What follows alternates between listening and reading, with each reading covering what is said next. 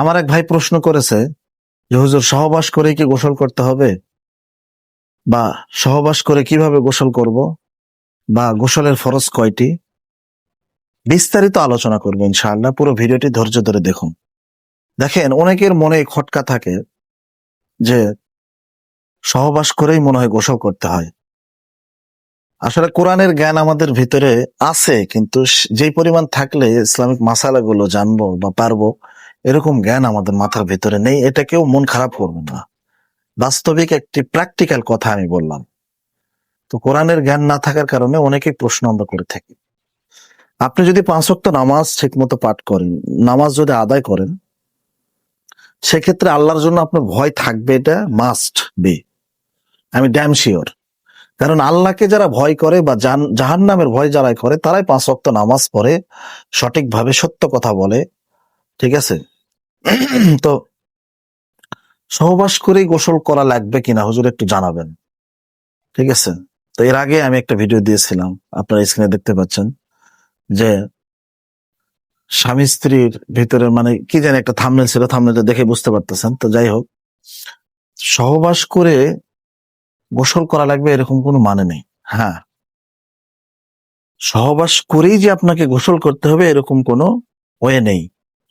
হ্যাঁ, আপনাকে সহবাস করে গোসল তখনই করতে হবে যখন হয়তো সহবাস করে আপনি শুকরানা স্বরূপ 2 রাকাত নফল নামাজ পড়বেন, তখন আপনাকে আপনার উপর গোসল ফরজ হয়ে যাবে। ঠিক আছে? অর্থাৎ সহবাস করে আপনি যদি চান, শীতের রাত সহবাস করে আপনি গোসল করতে মন চাচ্ছেন, আপনি গোসল করেন না, সমস্যা নেই, আপনি শুয়ে থাকেন। ঠিক আছে?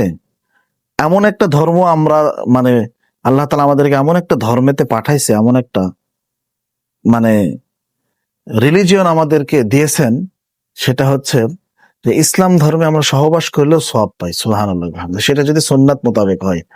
ঠিক আছে?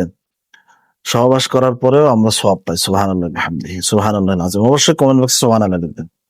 তো যাই হোক, আপনারা সহবাস করে আপনাকে গোসল করতে হবে না। আপনি যখন ফজরের নামাজের সময় উঠবেন, বা তাহাজ্জুদের সময় উঠবেন, বা যে কোনো কোরআন তেলাওয়াত করবেন, বা যে কোনো ইবাদত করার যদি প্রয়োজন মনে হয়, সহবাস করার পরেই আপনাকে গোসল করতে হবে। আর যদি আপনি তাহাজ্জুদ না পড়েন, শুধু ফজরের নামাজ পড়বেন সেই দিন, তাহলে আপনাকে ফজরের নামাজের আগেই গোসল করতে হবে। অর্থাৎ সহবাস করার পরে আপনার উপর যখন আমলের এখতিয়ার হবে, নামাজ ফরজ হবে, নামাজ পড়বেন বা আমল করবেন, তখনই আপনার উপর গোসল ফরজ হবে, তখন আপনাকে গোসল করে নিতে হবে। আশা করি আপনারা বুঝতে পেরেছেন। যখন, কারণ আমরা মুসলমান, তো আমরা তো নামাজ পড়ি না। আমাদের ট্রেডিশনটা কি, সহবাস করছি, গোসল সকালে উঠে করবে একদম 9টায়, ফজরের নামাজ নাই, আল্লাহর শুকরিয়া নাই, ঠিক আছে, কোরআন তেলাওয়াত নাই, ওই অবস্থায় শুয়ে থাকতেছে। দেখেন, নামাজ এটা হচ্ছে একটা বেসিক বিষয়। শুধু বেসিক নয়, এই নামাজটা হচ্ছে আল্লাহ তাআলার একটা চাহিদার মূলক ইবাদত। আল্লাহ চায় যে বান্দা নামাজ পড়ুক। ওমা খলাকতুল জিন্না ওয়াল ইনসা ইল্লা লিয়াবুদুন। আল্লাহরও আশা ছিল যে বান্দা দুনিয়া থেকে ইবাদত করবে, আমাকে সেজদা দিবে।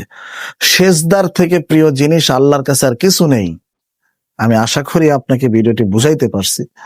ঠিক আছে? পরবর্তী ভিডিও কোন বিষয়ের উপর চান, অবশ্যই সবাই কমেন্ট করে প্রশ্ন করতে পারেন। সে প্রশ্ন উত্তর অনুযায়ী আমরা ভিডিও বানিয়ে আপনাকে পাঠিয়ে দেবো ইনশাআল্লাহ। ভালো লাগলে অবশ্যই আমাদের আদ-দ্বীন ওয়াজ চ্যানেলটি সাবস্ক্রাইব করবেন, আমাদের ওয়াজের ভিডিওগুলো দেখবেন। এই চ্যানেলে শুধু আমার আর আমার ছোট ভাইয়ের ওয়াজ ছাড়া হয়, আর কোনো কিছু নেই। ভালো লাগলে অবশ্যই আমাদের পাশে থাকবেন। ঠিক আছে? আর ফেসবুক পেজ থেকে দেখে থাকলে আমাদের পেজটা ফলো করে দেবেন। আসসালামু আলাইকুম ওয়া রাহমাতুল্লাহি ওয়া বারাকাতুহু।